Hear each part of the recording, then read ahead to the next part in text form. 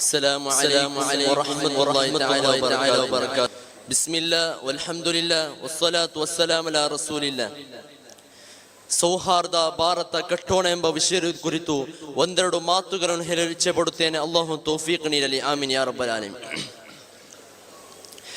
ಸೌಹಾರ್ದ ಭಾರತ ಕಟ್ಟೋಣ ಎಂಬುದು ಬರೀ ಭಾಷಣಕ್ಕೆ ಸೀಮಿತವಾದೊಂದು ವಿಷಯ ಮಾತ್ರವಲ್ಲ, ನಮ್ಮ ದೇಶದ ಆತ್ಮ ಧ್ವನಿಯಾಗಿದೆ. ಭಾರತ ಸೌಂದರ್ಯದ ನಾಡು, ನೋಡುಗರ ಕಣ್ಣುಗಳಿಗೆ ಕಂಗೊಳಿಸುವ ಹಚ್ಚ ಹಸುರಾದ ಸಸ್ಯ ಗಿಡಗಳು, ವಿಭಿನ್ನ ಬಣ್ಣಗಳಿಂದ ರಂಗೊಳಿಸುವ ಸಹಸ್ರಾರು ಜೀವ ಜಾಲಗಳು, ನಾನಾ ತರಹದ ಕೃಷಿಗಳು, 20ಕ್ಕೂ ಹೆಚ್ಚು ನದಿಗಳು, ಸಮುದ್ರ ಸರೋವರಗಳು, ಪರ್ವತ ಶಿಖರಗಳು, 1002 ರಾಷ್ಟ್ರೀಯ ಉದ್ಯಾನವನಗಳು. ಇದೆಲ್ಲಕ್ಕಿಂತಲೂ ಮಿಗಿಲಾಗಿ ಭಾರತೀಯ ಅತಿ ದೊಡ್ಡ ಸೌಂದರ್ಯವೇನೆಂದು ಗೊತ್ತೇ? ಭಾರತದಲ್ಲಿ ಬದುಕುತ್ತಿರುವ ಕೋಟಿಗಟ್ಟಲೆ ಮನುಷ್ಯ ಮನಸ್ಸುಗಳಂತರಾಳದಲ್ಲಿ ತುಂಬಿ ತುಳುಕುತ್ತಿರುವ ಸೌಹಾರ್ದತೆ ಪರಿಮಳವಾಗಿದೆ ಈ ದೇಶದ ಅತಿ ದೊಡ್ಡ ಸೌಂದರ್ಯ. ನೂರಾರು ಧರ್ಮಗಳಿದ್ದರು, ಜಾತಿ ಉಪಜಾತಿಗಳಿದ್ದರು, ಸಾವಿರಾರು ಭಾಷೆಗಳಿದ್ದರು, ಪರಸ್ಪರ ಸ್ನೇಹ ಸಾಹೋದರ್ಯತೆ ಸೌಹಾರ್ದತೆಯಿಂದ ಬದುಕಲು ನಮ್ಮ ಈ ದೇಶದ ಸಂವಿಧಾನದಿಂದ ಸಾಧ್ಯವಾಗುತ್ತದೆ. ಒಂದೇ ಊರಿನಲ್ಲಿ ಶಾಂತಿ ಸಮಾಧಾನದ ಸಂಕೇತವಾಗಿ ತಲೆ ಎತ್ತಿ ನಿಂತಿರುವ ಮಸೀದಿಯ ಬಳಿಯಲ್ಲೇ ಕ್ರೈಸ್ತರ ಚರ್ಚ್ ಕಾಣಬಹುದು, ಪಕ್ಕದಲ್ಲೇ ದೇವಸ್ಥಾನವನ್ನು ಕಾಣಬಹುದು. ಇದೆಲ್ಲವೂ ನಮ್ಮ ಪೂರ್ವಜರು ತೋರಿಸಿ ಗಳಿಸಿಕೊಟ್ಟ ಸಹೋದರತೆ ಸಂಕೇತಗಳಾಗಿವೆ. ಸುಮಾರು 36 ವರ್ಷಗಳ ಕಾಲ ಅಶೋಕ ಚಕ್ರವರ್ತಿ ದೇಶವನ್ನು ಆಳಿದ್ದಾರೆ. 650 ವರ್ಷಗಳ ಕಾಲ ಮುಸ್ಲಿಂ ರಾಜರುಗಳಾದ ಮೊಘಲರು ಆಡಳಿತ ನಡೆಸಿದ್ದಾರೆ. ಕ್ರೈಸ್ತ ಮಿಷನರಿಗಳಿಗೂ ಆಧಿಪತ್ಯವಿತ್ತು. ಆದರೆ ಇವರ್ಯಾರೂ ಕೂಡ ಈ ರಾಷ್ಟ್ರವನ್ನು ಅವರವರ ಧರ್ಮ ರಾಷ್ಟ್ರವನ್ನಾಗಿ ಮಾಡಲು ಪ್ರಯತ್ನ ಮಾಡಲಿಲ್ಲ.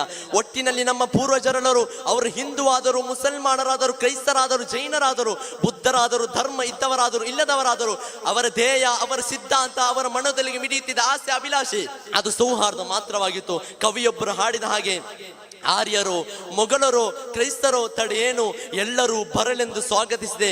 ಜಾತಿ ಮತ ಬೇರೆಣದೆ, ಬಣ್ಣ ನುಡಿ ಬದಲೆಣದೆ, ಭೇದವೆನಿಸದೆ ತಾಯೇ ನೀ ಸಲಹಿದೆ. ಆದರೆ ಇವತ್ತೇನಾಗಿದೆ ಎಂದರೆ, ಕೆಲವು ಕೊಳಕು ಹೃದಯಗಳ ಜಾತಿವಾದ, ಭೀತಿವಾದ, ಕೋಮುವಾದದ ಕಾರಣಗಳಿಂದ ಸಮಾಜದ ಸೌಹಾರ್ದತೆ ಹದಗೆಟ್ಟು ಹೋಗುತ್ತಿದೆ.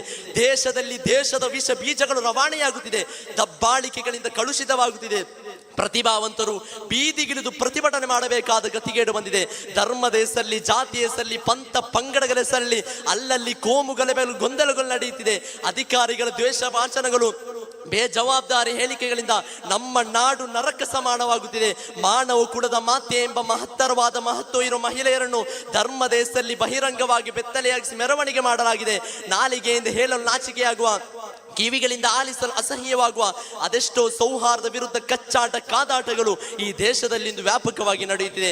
ಈ ದೇಶದ ಸೌಹಾರ್ದ ಮರುಸ್ಥಾಪನೆಗಾಗಿ 2 ಪ್ರಧಾನ ಕಾರ್ಯಗಳು ನಿಮ್ಮ ಮುಂದಿರಲು ಇಚ್ಛೆ ಪಡುತ್ತೇನೆ. ಒಂದು, ಪ್ರತಿ ಧರ್ಮದವರು ಕೂಡ ಅವರವರ ಧರ್ಮದ ಸೌಹಾರ್ದ ಸಂದೇಶಗಳನ್ನು ಪಾಲನೆ ಮಾಡಬೇಕು. ಸರ್ವೇ ಭವಂತು ಸುಖಿನ, ಸರ್ವೇ ಸಂತು ನಿರಾಮಯ, ಸರ್ವೇ ಭದ್ರಾನಿ ಪಶ್ಯಂತು ಮಾ ಕಶ್ಚಿತ್ ದುಃಖ ಭಾಗವೇ. ಎಲ್ಲರೂ ಸುಖಿಯಾಗಿರಲಿ, ಎಲ್ಲರೂ ಆರೋಗ್ಯವಾಗಿರಲಿ, ಎಲ್ಲರೂ ಶುಭವನ್ನು ಕಾಣಲಿ, ಯಾರಿಗೂ ದುಃಖ ಬಾರದಿರಲಿ. ಇದು ಹಿಂದೂ ಧರ್ಮದ ಶಾಂತಿ ಮಂತ್ರವಾದರೆ, love your enemies, bless them that curse you. ನಿಮ್ಮ ಶತ್ರುಗಳನ್ನು ಪ್ರೀತಿಸಿ, ಅವರು ನಿಮ್ಮನ್ನು ಶಪಿಸುವವರಾದರೂ ನೀವು ಅವರಿಗೆ ಆಶೀರ್ವಾದ ಮಾಡಿರಿ ಎಂದು ಬೈಬಲ್ನಲ್ಲಿ ಕಾಣಬಹುದು. ಯಾ ಅಯ್ಯುಹನ್ನಾಸು ಇನ್ನಾ ಖಲಕ್ನಾಕುಂ ಮಿನ್ ದಕರಿ ವ ಉನ್ಸಾ ವಜಅಲ್ನಾಕುಂ ಶುಊಬನ್ ವ ಕಬಾಯಿಲ ಲಿತಆರಫು. ಓ ಮನುಷ್ಯರೇ, ಓ ಮುಸ್ಲಿಮರೇ ಎಂದಲ್ಲ, ನಿಮ್ಮನ್ನು ಸೃಷ್ಟಿಸಿದ್ದು ಓರ್ವ ಪುರುಷ ಮತ್ತು ಹೆಣ್ಣಿನಿಂದ.